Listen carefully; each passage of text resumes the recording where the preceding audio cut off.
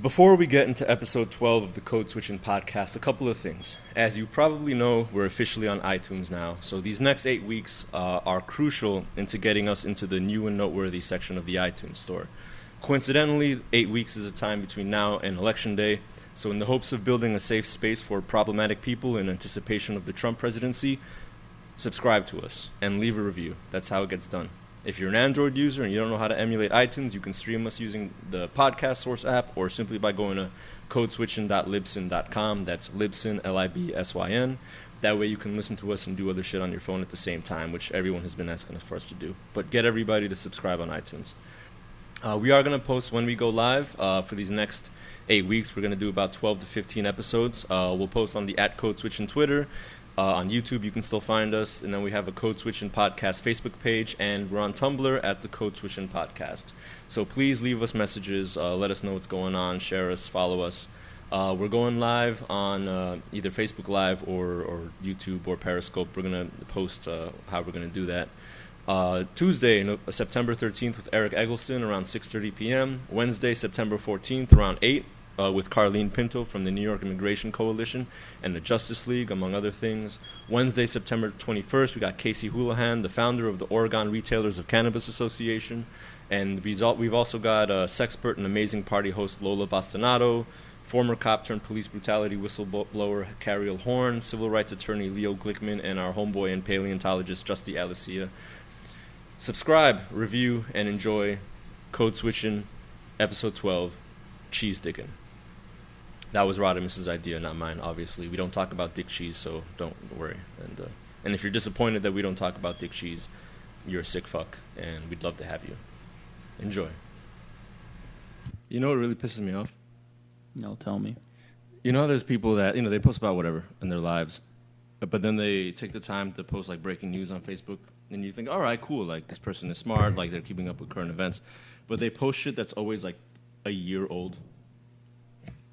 Yeah, I've seen stuff like that, yeah. The stuff that's really weird to me about Facebook is, like, someone will be like they'll see something terrible. Like, oh, this old lady outside of my building is getting brutally stabbed. This world is crazy. I'm like, really? You didn't call 911? You had to post to social media? Yeah, I mean, that's been a thing for a while. Or people who are in the hospital and then they take pictures of their IVs. Like, what the fuck? I've been guilty of that. Well, shame on you. Don't do that no more. I'm an asshole. Yeah, you're an asshole for that. Well, I mean, I can forgive. You can do something and still broadcast it. That's such an intimate moment. Like, you have some shit stuck in your fucking arms and you're just going to, like, broadcast it for the world. Yeah. Why? Well, we talked about this a while back. There's not a lot of rites of passage in this society, so when, it's kind of a way of seeming hard. And you kind of are if you're injured in a hospital and you're broadcasting. That just means you suck at whatever you were doing and got hurt. It's possible. It's like jail. Like, I was having this conversation today with someone at work, and they were like, "Oh, like how when they were growing up, like it was like the dudes in jail or that came out of jail that were always getting the girls." And I felt, and it was because they were always seen as like these hard guys. But I'm like, you just suck at being a criminal. Yeah. Yeah, criminals do tend to get caught. Yeah, that's what happened. Yeah. No, but I think the bigger sin is like, just people post shit and they don't look at the URL. They don't know like how to look at like if your news is from like dailynews.com and has like 3 N's and 2 W's, it's clearly not the actual Daily News website. Or if you're like posting shit and it's like, this guy turns out to be an FBI snitch, just as an example of a recent thing, or like this celebrity died, and like the article's from 2012. Like the first thing after the headline is like the date, the byline. One time I was guilty of that, right? So I got sent this article by this girl who I was dealing with at the time, and it says something like swallowing semen straight from the dick is fights breast cancer, and I posted it on my wall. I fucking shared it with everybody. I was like, oh my God, now science is telling you that you need to suck more dick. And even though I didn't even read the article, I just read the title of it. Yeah. And it turns out it was fake as fuck. Is it fake or is it just like old? It was both. Well, how'd you know it was fake? Because like eventually like someone put out like, yeah, that shit isn't real. Yeah. Well, because that's science. There was this. They're like websites you can go and do that. Like, do you remember this website called isgay.com? No, I can't say So, that. like, you would go on this website and you put the person's name, and it would print out this, like, news journal article saying that this person is gay and was caught in like... As gay as the Cheesedickin? Really? That's the title of this episode? Cheesedickin. Oh, God. All right. Cheesedickin. Because we're cheesedickin right now. We're just talking shit. We're talking cheesedickin. How many viewers you got? I'm trying to see. It doesn't say. It's just my sister. But anyway, no. But it's so the example that I was thinking about Sandra Bland stuff. All the developments in the case, like the cop is not arrested. He is arrested. Not Marissa. I think it's Marissa. I always confuse the author with the woman that like shot at her abusive ex-husband. Alexandra was her name. She's from Florida. She got arrested. Shit! Yeah. It was something Alexandra. Like the whole cycle. Like she's out of jail. She got arrested. She got charged. There was a trial. She got let go. Then she got retried. Then she went to jail. Then she got out of jail.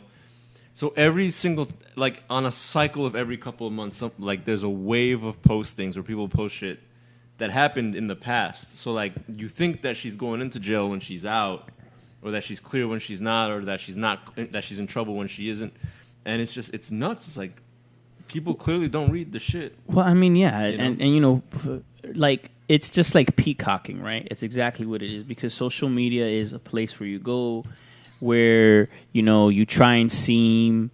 Oh, that was my phone, by the way. Where you try and seem like either really politically and socially aware and conscious of stuff by posting these things. And many times it just turns out that you don't know what the fuck you're talking about. It's just the place where you just post shit because you want to look like, oh my God. Like, I'm sure that's the thought process. Like, now they'll believe that, like, I'm the fucking new Che Guevara or whatever the fuck. Yeah. That's really what it is. It's just peacocking. You're mad at peacocking, and that'll never stop. The world is filled with, assholes. Yeah. I mean, there's nothing wrong with sharing information, but you gotta look at where it's like those memes on social media where like somebody posts something. Fucking love memes. Right. Well, not even memes, screenshots of like somebody saying something, whether it's Donald Trump saying that he was a Democrat and his whole plan is to just lie about being a Republican, or like something that somebody says sexually or whatever, some random nobody, and it's very obvious from the fucking font that somebody made that shit up and photoshopped it in. Yeah. And people spread that shit as if it's. I mean, it elicits an emotion. You know what's really interesting, and it's kind of tied to what you were saying. Do you know what InfoWars is? The Alex Jones. The Alex Jones show. That show preaches so many like conspiracy theories and stuff like that. Mm-hmm. And he's an avid supporter of Trump. Yeah, I mean, I have not followed him closely, but he was kind of an idol of mine for years, just because I was a weirdo and I knew he was a weirdo. He was in that movie Waking Life, which is an animated movie. He has a scene. I actually showed it to a bunch of people when I was community organizing, because he was basically just generally talking about going against the government. I feel like he's a disinformation agent. Like all he does is fearmonger and pander to like. I feel like the lowest common denominator. Well, when you look at his views, everything's a conspiracy to him.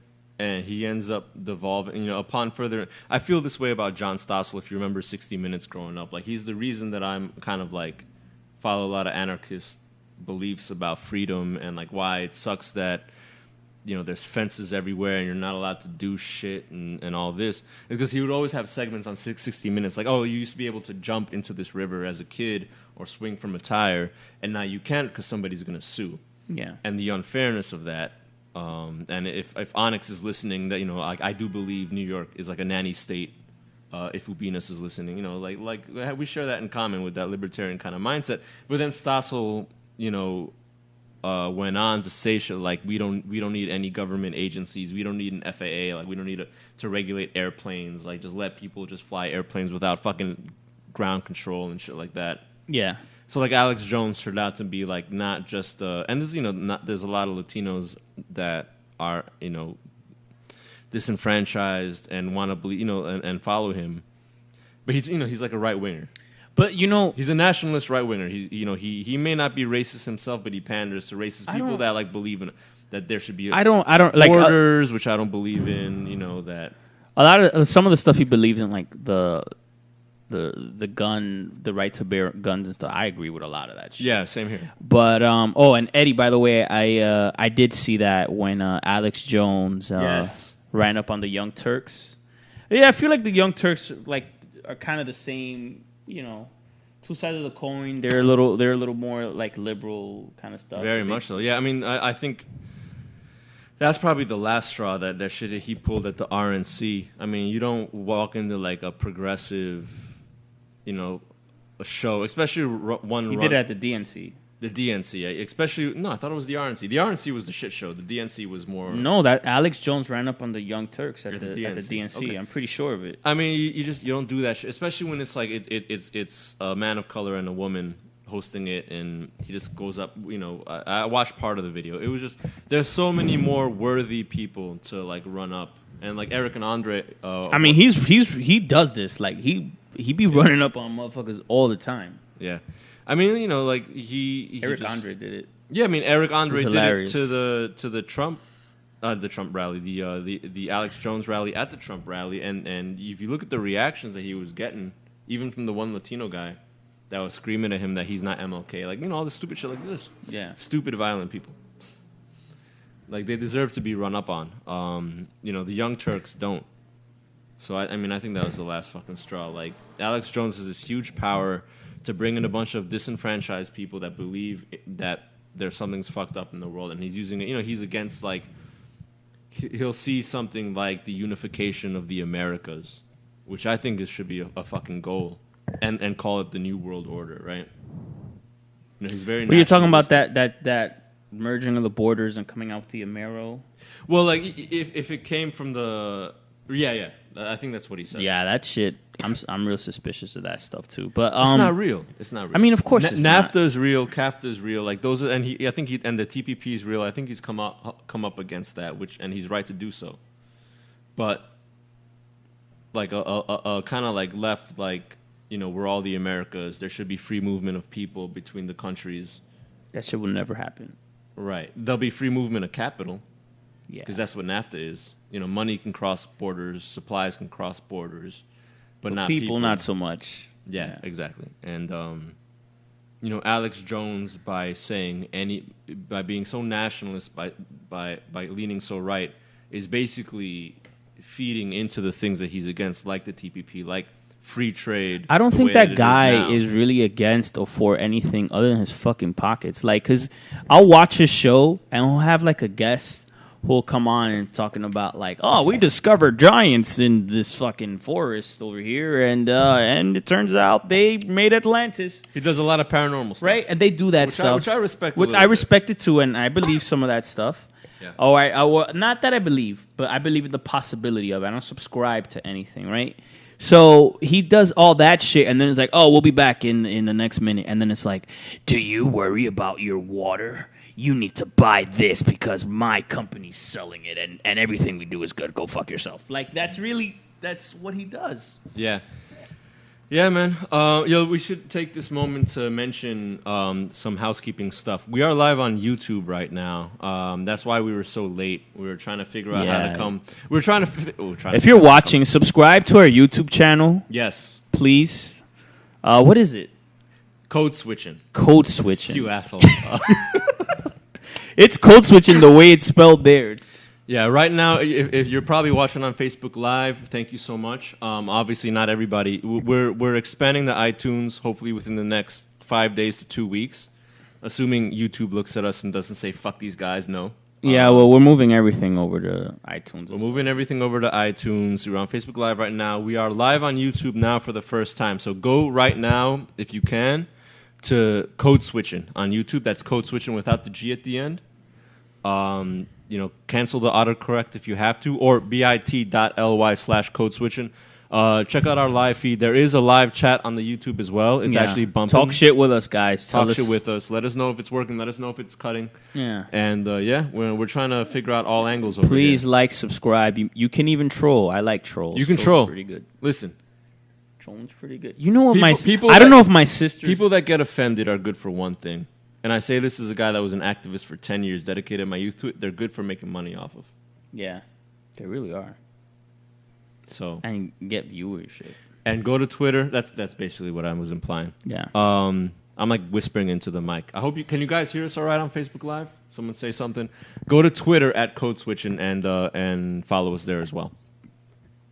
So now that the plugs are over, you know what other conspiracy I was thinking about today? Chemtrails. That shit is real. I'm sorry. No, I think that not. shit is real, man. It's that not. shit is fucking real. How is it real? That shit is real. I just believe that it's real. Like, I think that I've seen like pictures and stuff. I would sooner believe in Jesus than you don't believe chemtrails. in Jesus because you. I do, but I don't believe in chemtrails. I believe in chemtrails, man. I believe in all that shit. I believe in chemtrails. I believe in those fucking FEMA death camps. I believe in mad shit.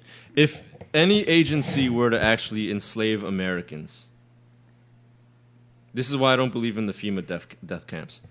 Why would the weakest agency in the entire federal portfolio be the one to do it? I don't know. I mean, the National Guard, I'm sorry, the New Orleans Police Department killed more people during Katrina than FEMA. Well, FEMA is just running the facilities. They're not doing any of these things, right? What facilities? And though? that's where there are like these like huge compounds and stuff. Yeah. I mean, FEMA couldn't even get like, I forgot what the figure is. We can look. I'm not going to look it up right now. But the amount of trailers they were supposed to send to New Orleans or even to Sandy affected areas here in the city, they couldn't get trailers. I'm just saying it's a weak ass agency. Look, that's fine. That's fine that it's a weak agency. It probably sucks dicks for quarters. I'm sure it does, but I still think that there's something sinister going on. I don't know. Maybe. I mean, I think the military would be able to set up camps and imprison people more than FEMA. Well, maybe FEMA in cahoots with the fucking... Maybe. You know? But let's go to chemtrails, because a lot of people believe in that shit. I believe in chemtrails. Why do you believe in chemtrails? Like, first of all, because in between my masturbation sessions on X videos, I then vegetate and watch the weirdest YouTube conspiracy videos, and the chemtrail seems to be the most realistic thing. And they, out of which and this guy like collected whatever was in the fucking chemtrail, and it was like boron and some other shit, some other like weird chemical that comes down from the chemtrails. Tatiana's saying maybe they're all in it together. It's possible. I believe that. I think they're all in on it together. It is possible, but then again, if you read the 9/11 report, they couldn't even share information about. Well, a lot of that they were. You can't even see what the fuck the top guys like George Bush and Cheney and his administration. You couldn't find out what they were questioned about or what their answers were. Like why? Mm-hmm. Yeah. And I think 9/11 was a fucking inside job. Yeah. Nah, I'm just kidding. I want to remain employed. I don't believe none of that shit. America, baby. But the people you fired aren't employed anymore. Oh, God damn it. You walked into that one, man. I did fire some people. I did. Yeah, how does it feel? I mean, I didn't get a kick out of it. I'm not one of these guys that my dick feels big because I introduced you to poverty. But, I mean, it had to be done. It's part of my job. I know who I would fire if I had the power to do it. And one day I will. This podcast would help us do that. Nice. Help give us the power to fire people. Jesus Christ. Hey, we deserve it. I don't want to fire nobody. All right. It's just such a tough conversation to have with someone. You know when someone's being like a dick? Like, God, just be a grown-up. Do what the fuck you have to do. Yeah. Like, that's why I don't want to be a parent. To have to tell people what to do, like, oh, man, but at least you can hit your kids. You can't hit your employee, right? Well, maybe.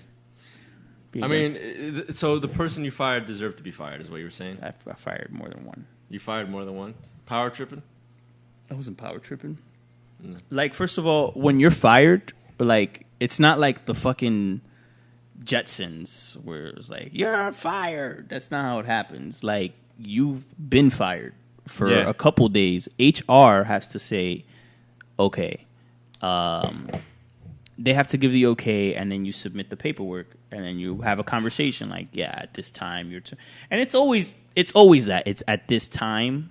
Yeah, you're not a good fit. It means fuck you. You made my life hard. So now I hope you fucking like unemployment and sucking dick on the corner for, whatever. because you can't do your job. I was let go once from a really high-profile job, and I got the email. Like, I made my supervisor show it to me, and it showed, like, they knew that I was getting fired, even through the official story. It was like, don't tell him until he walks in the room, and don't give him a reason. And then I saw the actual reasons and shit. Were they, like, That's true. Were they legitimate reasons? No. It was totally made up.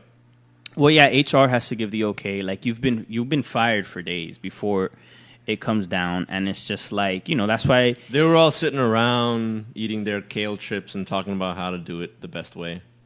And then they laugh at it behind your back. Yo, I'm serious. Like, Yeah. like I've seen some people are dicks. Yeah. Like, I don't want to ruin anybody's life. I don't want to be part of the shit that I used to talk shit about in college. Yeah. But the truth of the matter is that some people are just not good at being grown-ups. Yeah. You know? No, that was not me. I was actually pretty good at my job. I like to think I got fired. The only job I ever got fired. Well, I got fired from 2 jobs, and they were like fast food jobs. Like, well, those are designed to. I got fired from McDonald's because I just no call, no show. Well, the service industry, especially the fast food industry, and all minimum wage jobs, their business model is based on basically a certain amount of what's the word? See, Tatiana even said it. You need a legal reason to fucking fire people. That's why they do all those write-ups and shit and memos. Yeah. I mean, they make that shit up. But it's based off of people having a big turnaround. Like, McDonald's is based off people being there like a certain amount of months before the overwhelming majority of people either quit or get themselves fired. In the 3 strikes rule. The food service at my university, I worked there for a little bit. They were designed like they couldn't just say like, oh, we're hiring you and we're gonna fire everybody in the summer because there's no customers in the summer. Like, they basically trained you as if like you're gonna make a career out of that shit, and then find reasons to fire everybody. Like, oh, you were late 10 seconds 3 times. We gotta let you go. Yeah, I mean, I remember one time. How many viewers we got right now? We got 6. So I remember I had this job. This is how I got fired. I had hair once upon a time, if you remember, right? Yeah, I know. Like, I had really long hair. The reason my hair's so shitty right now is I walked in here. Oh, tell me more about your hair problems, please. I stopped myself. I was about to say, Radhames, you got any like gel or shit? Because I need to fix my hair. And then you're an insensitive prick too. Okay. No, because I didn't say it because I knew it would make you feel kind of ways. I got like some shine shit you could put in but it's for your head. So like at this time, like I had like really long hair and I would get my shit braided. So like I had just crossed whatever. Yeah. So I was like feeling myself. I was in my room hanging out with some girls, and my roommate was like really, really responsible, and I wasn't. And so like we worked the same fucking shitty job in the cafeteria, and he was like, "Oh, yo, it's time to go to work." I'm like, "Yeah, I'm not fucking going. You could tell sooner. I'm sick. I'm going. Someone in my family died, and I got to go to the city." So that was my excuse, like every week, right? So then, thank you, Jen, for commenting on the YouTube that the sound is good. So he fucking calls me, mind you, when my boss is there, and he goes, Suno said to come, or like don't bother showing up at all. He's got me on speaker and shit, or I have him on speaker, and all the girls are like, "Oh shit." And I'm like, oh, man, this is terrible. Like, should I be a professional? No, I was a total douche about it. I was like, you know what? Tell that nigga I said, fuck you. And that's how I lost my job. And my roommate delivered the message. He's like, Radhames said, fuck you. So why would you tell him that? So that's the second job you admitted to on the podcast of just straight flipping out. I didn't flip out. I was just like, fuck you, man. Yeah, second job. Did I ever do that? I did that to this one outfit, and I'm only saying this because they are the sweatshop of nonprofits in the social justice field. I straight up walked off the job and didn't tell anybody. And I'm not the kind of person to do it, and it was so fucking tense. They so overwork you and fuck with you. Mm-hmm. And we were unionizing at the time, So I might as well say it because this shit's going to come out anyway. We were organizing low-wage workers, the fast food workers, to organize. into a union, but we weren't organized, and so like our turnaround was huge. And this is a very, very large organization with like a ton of like very popular. Basically, got the mayor elected, and we were like, you know what, fuck it, like we want to unionize, cause like. We're telling these McDonald's workers to fight for $15 an hour, which we weren't paid at first, us, and we were working like 50 hours a week, and so like they're like, all right, fine, we'll give you 15, but like 50 fucking hours a week, God hell damn. yeah. I would be at the McDonald's on 125th in Lexington, which is like the K2 capital of the city, besides Broadway and Myrtle, at like midnight, 6 in the morning, noon on a hot summer day, 5 in the morning in the middle of winter. Like, it's hard-ass work, and we're like, we want a union. We deserve a union. And there's a lot of nonprofits out there that are unionizing right now, including, I think it's I don't know. I don't want to say the wrong one, but... don't say no names. I'm not trying to get sued, man. No. I just don't want to be incorrect. I don't give a shit about it. People. Listen, I care. If we say some organization is unionizing and they are or aren't, their issue is like, fuck, we're dealing with our workers trying to stand up for their rights. Their issue isn't, somebody said something factually incorrect on a podcast. I don't know, man. So. Everybody got Twitter fingers and sue me fingers. Yeah, that's true. But what was the point? That was good. I don't remember. We went on a long diatribe. Kenny, we got to play handball sometime. Conspiracies.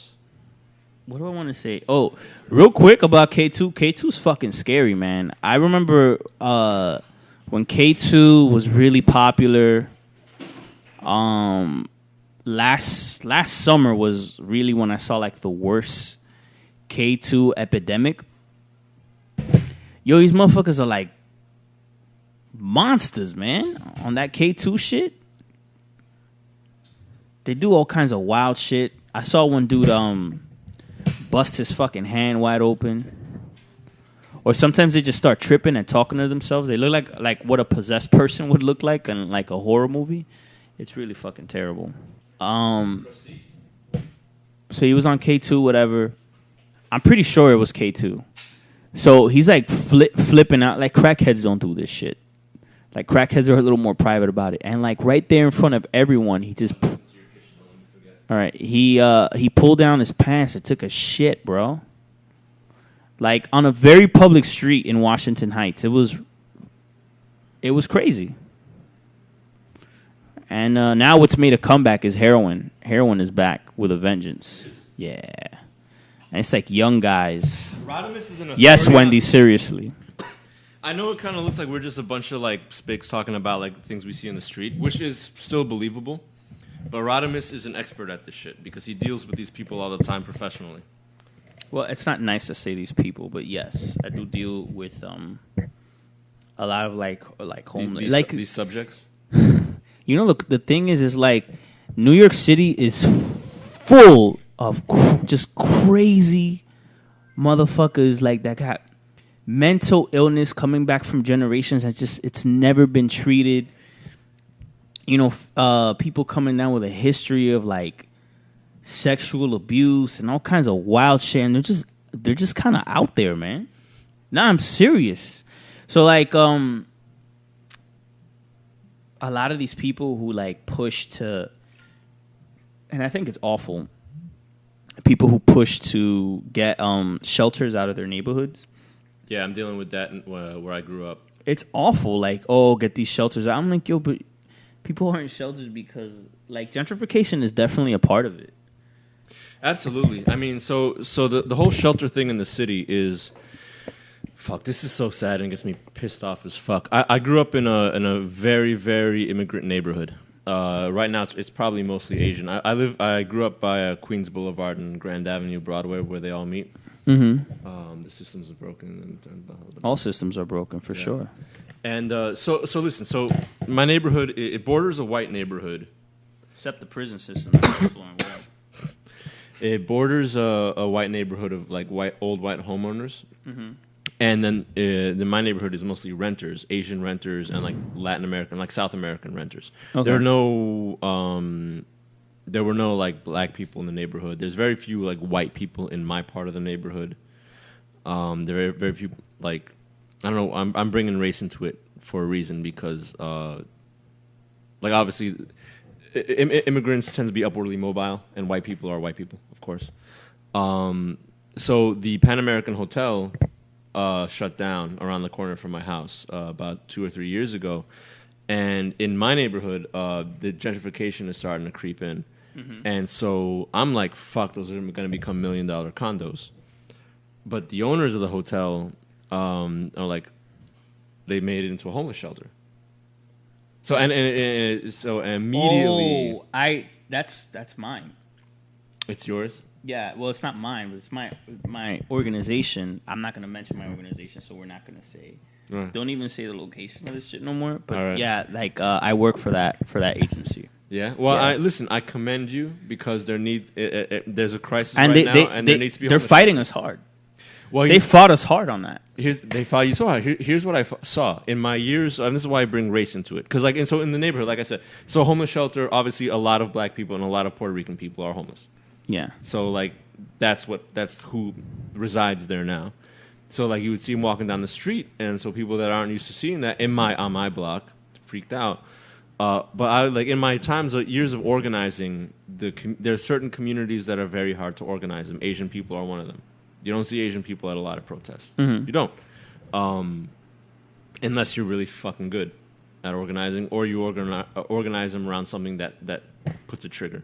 Mm-hmm. So I walked into my neighborhood one day, or my parents' neighborhood one day, and I see 1,000 fucking people. Mm-hmm. 1,000 people in my neighborhood, right? I'm off the beaten path. There's no hipsters in my neighborhood. It's not, it's like, and almost all Asian. I'm like, holy shit. And then they're all, because it's the public meeting, like a block down from the hotel, now the shelter about the thing. So it's being fucking, the house is packed. And people are chanting and they're cheering, and then there's like 20 of the people in the shelter, very obviously like the only black and Puerto Rican people there, and the 1,000 people on the other side, including a lot of my neighbors that I grew up with, are just chanting this, cheering this, fucking hurling.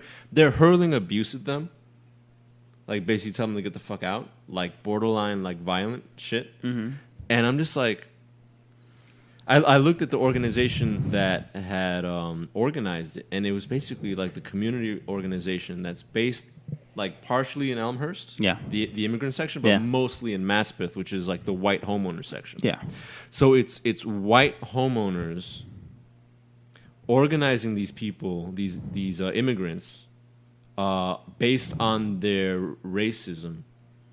Against their own self-interest, because most of those people are not homeowners. Most of those people are the renters in the 2 or 3 buildings on my block that I grew up in this really big building.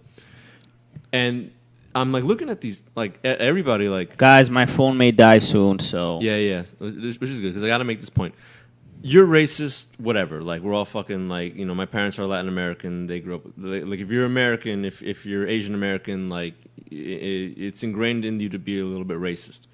But the fact that, like, you're not seeing through this to its conclusion, fuck, we're not live anymore? No, it died. God damn it. Go live on my phone. It is a PlayStation controller. Hey, Julio. It's my boy from first grade. Yo, Julio, we were talking about Elmhurst, actually. So I should start the story over again. No, you shouldn't, because we are recording this. So you're going to have to edit all this shit. No, I can edit it. It's fine. So basically, homeless shelter in Elmhurst, Maspeth, Elmhurst being the immigrant rental neighborhood, Maspeth being the white homeowner neighborhood. The homeless shelter brought in homeless people because the hotel closed. The homeless people are black and Puerto Rican because that's who's poor in New York. Well, it's a good mix of people. I think that shelter is going to be like 140 men. Yeah? Yeah. It's families, though. There's women and strollers and shit. That one's not going to be families. That one's just... No, but that's been a shelter for like a year or two now. Oh, that one? Then okay, then that's not the one that... Queens Boulevard, the big-ass hotel. Okay, no. So then that's not the one that we used to have they used to have a salsa club on the first floor. I would go and it'd be like all MILFs and G-MILFs. Yo, listen, man, I know we are digressing, but like if you want to back MILFs, bro, you need to fucking learn salsa. Yeah. Like that is fucking... crazy. Like, you ever seen like I used to get mad when I would go like to a club and cause I could fucking dance bachata. I can dance merengue. I can defend myself to the point where I may say I'm alright. I'm okay at it. But salsa, oh man, that shit is fucking hard as fuck. Yeah. Especially if you're drunk. And I find myself counting like a white guy. 1, 2, like. Yeah, I do that all the time. Yeah, for and everything. only MILFs. Like, and I'm talking about like porn star hot. Yeah. Not like MILF, like, oh, you're attractive for your age. Like that. No, Not, this bitch is bad. Like Jesus that night Christ. at the old spot in the Bronx when we first started podcasting last year. Yes, it was MILF City, but what were they playing? They did the whole history of hip hop from the 70s to today, and they kicked out. They turned off the music so that the Fordham kids would leave. And all the J-Lo I girls remember were that. All those fucking college kids. And then that girl kept falling. Do you remember that? Yes. It was awesome. Yeah, the last white girl to leave like straight fell. It was snowing, right? It was like a blizzard. It was winter. Yeah, it was. It was crazy. And I couldn't drink because of Lent. Yeah, I was so upset about that. I'm like, fuck, I'll be having way more. You were so pissed off. I was like, fuck. If your vibes rubbed off on me because I would have danced. I would have. I know, but like, listen, like when people are like, I don't need to drink to have a good time. Well, all right, maybe you're 9 years old, but I need a fucking drink to have a better time. So, you know. I admire your commitment. How many beers you got? 5? All right. Hey, Mike. Hey, Ruth. Oh, shit, Ludi's watching. Hey, Ludi. So, again, we're digressing a huge amount. But basically, the point is, I saw 1,000 Asian people protesting, which is a fuck. If as an organizer for 10 years, if you got 1,000 Asian people to organize, you should win a fucking medal. In the United States, obviously. And they're protesting against this homeless shelter opening up in this primarily Asian neighborhood. But the organization running the protest, and this is at the public hearing about the homeless shelter, was a white homeowner organization. Yeah. Organizing immigrants, Asian and Latin American immigrants who are mostly renters, to protest and be violently racist because they were if you missed part 1, they were screaming at the homeless people because like 20 of them had showed up and they were like, yo, we're human, don't protest us. And all the Asian people were like saying like fuck you, whatever. And it's like that was racist, Serge. That's what they were fucking saying. No, but I'm saying you said it racist. That's what they were fucking saying. All right. They were being told how to curse in English at these homeless people. Are you serious? Yes. That's wild. Here's the thing. Those weren't fucking homeowners. Yeah. Those were renters. And if that hotel is not a homeless shelter, what is it going to be? It's not going to become another hotel. It's going to be like $1 million. It's going to be But that's the thing, like condo. the shelter lowers their property value. No, not the homeowners. The majority of people in that crowd were renters. No, I know what you're saying. But So if the hotel becomes $1 million condos or even $500,000 condos, what happens to the renters? What happens to my parents who are renting in the apartment around the block? You get banged out with prices. Fucking evicted. Exactly. The people that were protesting and not putting up the flyers, but reading the flyers and showing up because they don't want to see black people walking down the block, are going to get fucking priced out. And it was just the saddest, most pathetic thing to see people actively advocate their own eviction because they couldn't handle their because they want to be these homeowner, like model minority, whatever. And I saw like my neighbors that I grew up with, like there, and it was just I was so pissed off and it was so sickening, you know. Yeah. You know what I've always found interesting is anime. I feel like anime, like I like anime and I watch a lot of it, like a ton of it. But the crowds never look Japanese. Like, not the crowds, the characters never look Japanese. And it'll be the guy with the fucking most Japanese name is always like, the hero's usually a guy named Akira, right? Which is like... You're talking about anime, like... Animated cartoons. I'm still heated about my fucking parents getting evicted. This is a connection. Yeah. But the guys are always... Like Goku, right? Goku is, probably one of the best known, like, anime character. And when he becomes a Super Saiyan, his hair goes blonde and his eyes turn blue. I'm like, what the fuck? This is like... Did Hitler write this? I didn't know. This nigga's an Aryan. He's an... Yeah, you don't know, like, the Super Saiyan... Kelly, you just missed the whole rant about the neighborhood. Julio, isn't there mostly Colombians? Where in the shelter or in Elmhurst? Julio grew up in the neighborhood. So I gotta. I hear you about the Aryan Goku. I don't watch Dragon Ball Z. All I'm saying is, self-hate is strong. That was just my point. Yeah. Well, I mean, you see it in Univision, you see it in. Oh my God, fucking Univision. Yeah. Ridiculous. Where else do you see it? Everywhere. Yeah. Standards of beauty. And in DR, like, you know how many times, like, Yeah, Julio. Yeah, I mean, it's mostly Elmhurst is Latin American and Asian. It's mostly, I mean, a lot of the Latin Americans are leaving now. Like the Colombians and the Argentinians. I'm half Argentinian. Were the first to move in because they're the most Spanish looking. But at this point, if you moved up to the middle class, you moved out into Long Island or the Poconos or whatever. My family's like fucking poor, so we're still in Elmhurst. I would never move to Long Island, even if I had money. That place sucks. Yeah. I'll do the. I had my first experience on the Long Island Railroad at night on a weekend the other day. Thank you, freelancing. That was like being in a freshman year at UB all over again. Yeah, this is a random story, but I had to ride the Metro North a couple nights ago. Yeah. And I hear, like, it's me and, like, a few other people. It's, like, really late at night. Yeah. And, like, there are these two hot girls sitting down. So, of course, I'm just, like, checking. I'm like, well, you look good. So I'm going to stare. And then I hear, like a wet, loud thump. And I look back, and I swear to God, this fucking guy literally had face planted, like, onto the fucking ground, like, so hard. Yeah.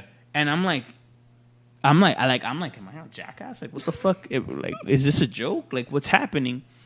So I walk, like, nobody's paying attention to this dude. He's, like, well dressed, like a young dude. Yeah. Yeah, I walk. I'm like, yo, like, he's.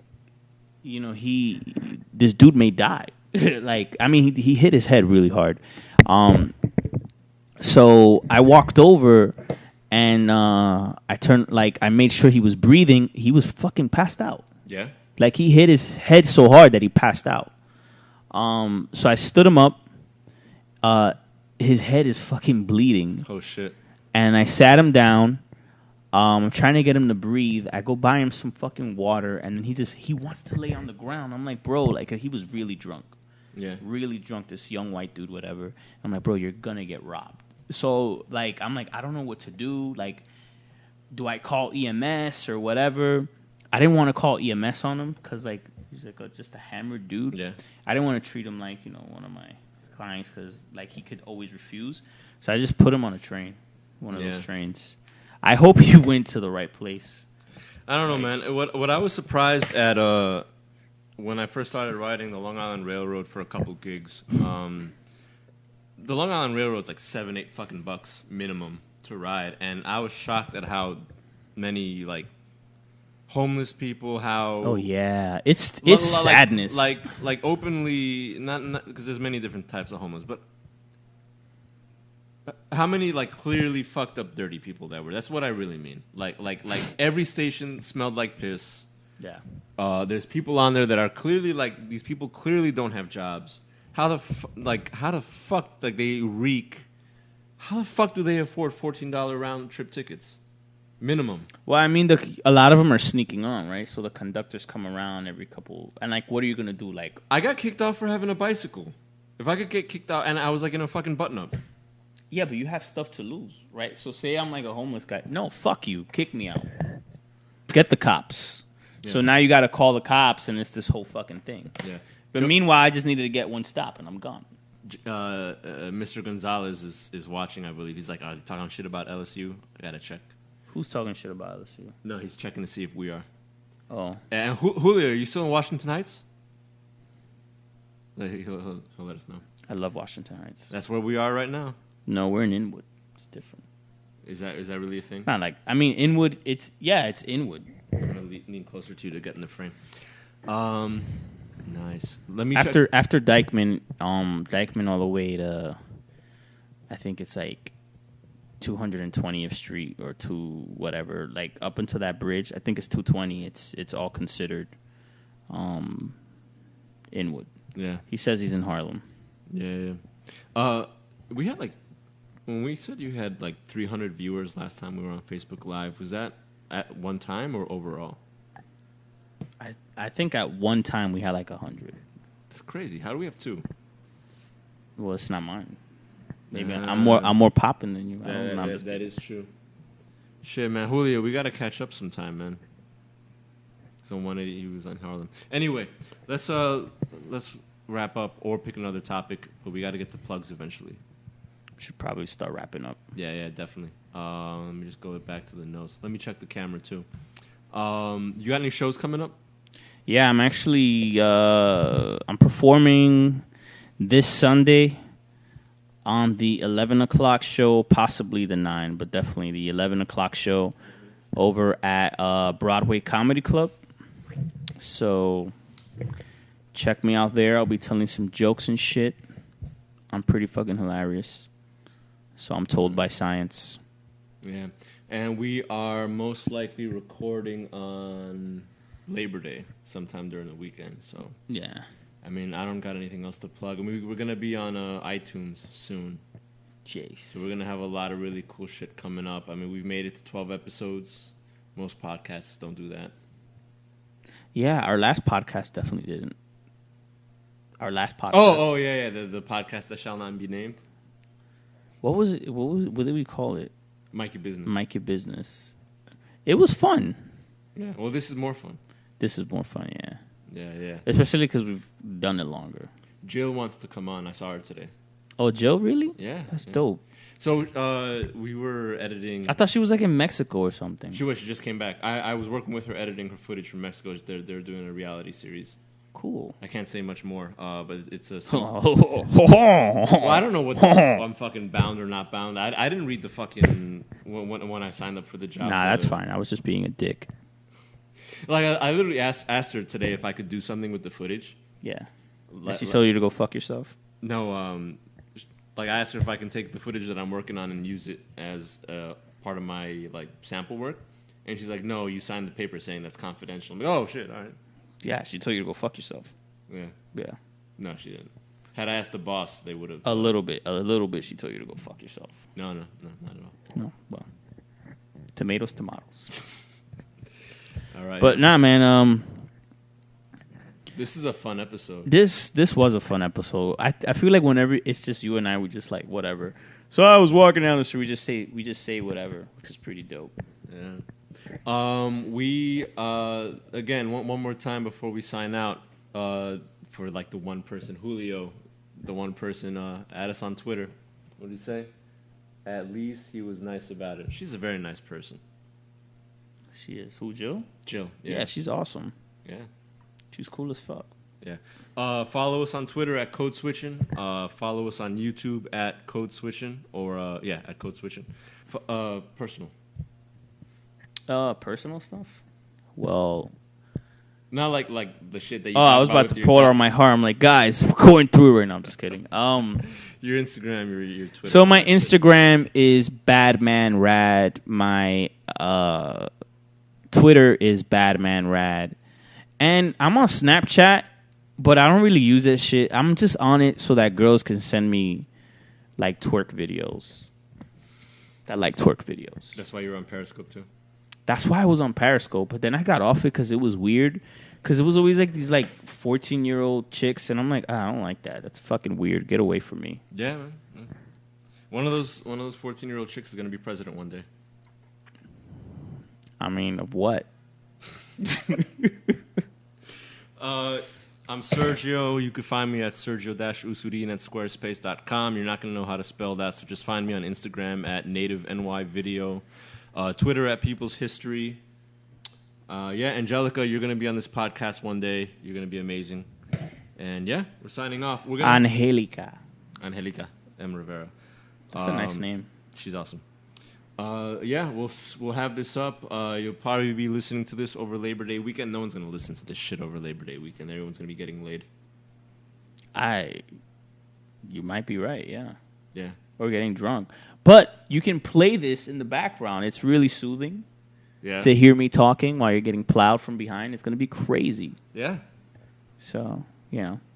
So, or if you're doing thrusting, it'll help with your thrust. Like, this podcast is very, very versatile podcast. It's like it's like the crowbar of podcasts. It's just very, very useful tool. Absolutely. That's how I like to think about it. I'm going to close off on that. Yeah. All right, guys. Have a good night. See you. One yourselves. Thank you for listening to the Codeswitchin podcast. Remember to subscribe and leave us a review on iTunes. We'll be live Tuesday, September 13th with Eric Eggleston, and Wednesday, September 14th with Carlene Pinto from the New York Immigration Coalition and the Justice League. We'll be live Wednesday, September 21st with Casey Houlihan, founder of the Oregon Retailers of Cannabis Association. You'll find out how we're going to go live, whether it's on Periscope or Facebook or YouTube, by following us at Codeswitchin on Twitter, liking us on the Codeswitchin Podcast Facebook page, or following us on the Codeswitchin Podcast at Tumblr. That's about it. We'll see you the day after tomorrow. Again, subscribe, leave us a review on iTunes, and never forget, September 11th, 1973. See ya.